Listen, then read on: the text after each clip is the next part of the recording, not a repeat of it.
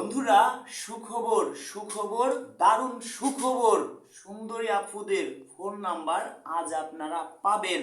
কার number পাবেন? যে আপনাকে চয়েস করছে ঠিক তার নাম্বারটা আপনাকে আমি দেব। বিশ্বাস হচ্ছে না? দর্শক বন্ধুরা, জানি না আজকে কার কার কপাল খুলবে। দর্শক বন্ধুরা, যাদেরকে আমি ফোন নাম্বার দিয়ে থাকি, যাদেরকে ফোন নাম্বার দিছি, যারা আমার সদস্য আছেন, মনোযোগ সহকারে কথাগুলো শোনেন। আজও আমি অনেক ভাইকে আপুদের ফোন নাম্বার দিব, শর্ট টাইমে বিয়ে শাদী করতে পারবেন। এক নাম্বার কথা, কোনো আপুকে টাকা পয়সা দিবেন না।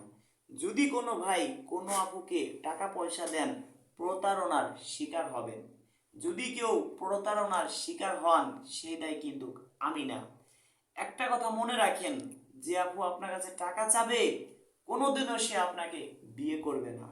যে আপনাকে বিয়ে করবে, কোনোদিনও আপনার কাছে টাকা পয়সা চাবে না। একটা জিনিস মাথায় ঢুকাবেন। এখন একটা কথা বলি, মনোযোগ সহকারে আপনারা একটু শোনেন।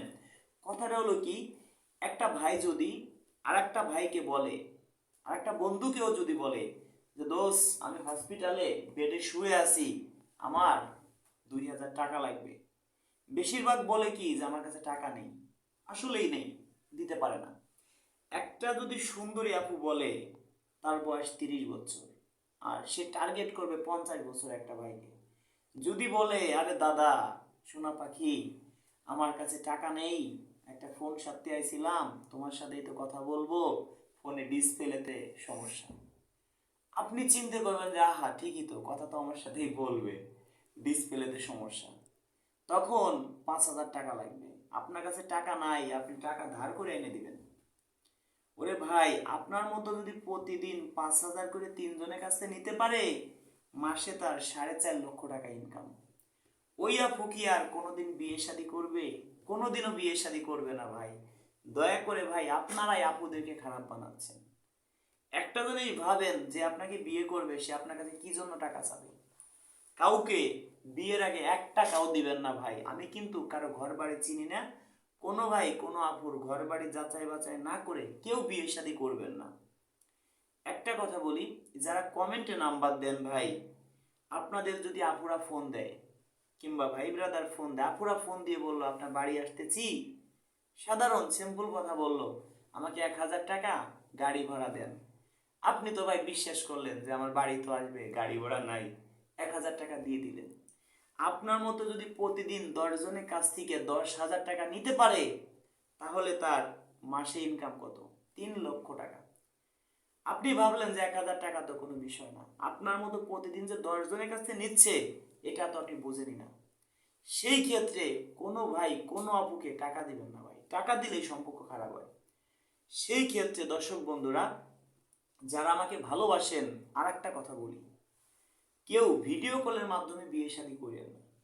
অনেক আপু আছে আপনাকে ভিডিও কলের মাধ্যমে বিয়ে শাদী করবে, করার পরে দেখা যায় কি, আমি তো কারো ঘর বাড়ি চিনি না, কাউকে আমি জানিও না, কয়জনের বাড়ি যাইতে পারবো।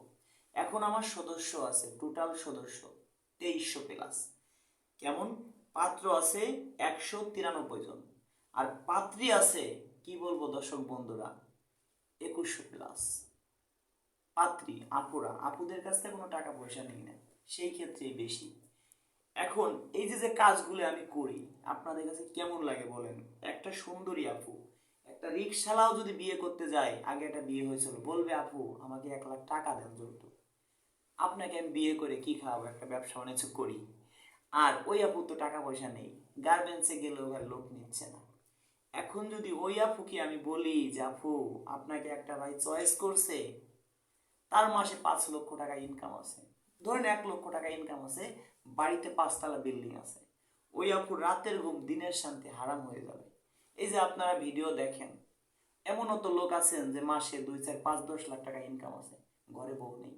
এমন একটা আপুর ভিডিও ছাড়লাম, তার দুনিয়ায় কেউ নাই, গরিব মানুষ, ফুফু বাড়ি, মামা বাড়ি, খালা বাড়ি থেকে বড় হয়েছে। ওই আপুকে আপনি চয়েস করছেন, তারও বিয়ে হয়েছে, অনেকে বেবি হবে না, এরকম আপু আছে।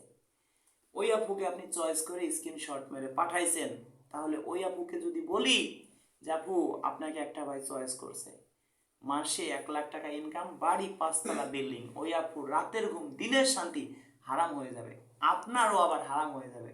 যে আমি সুন্দরী একটা বউ পাচ্ছি। আমার লস কোথায় বলেন দর্শক বন্ধুরা?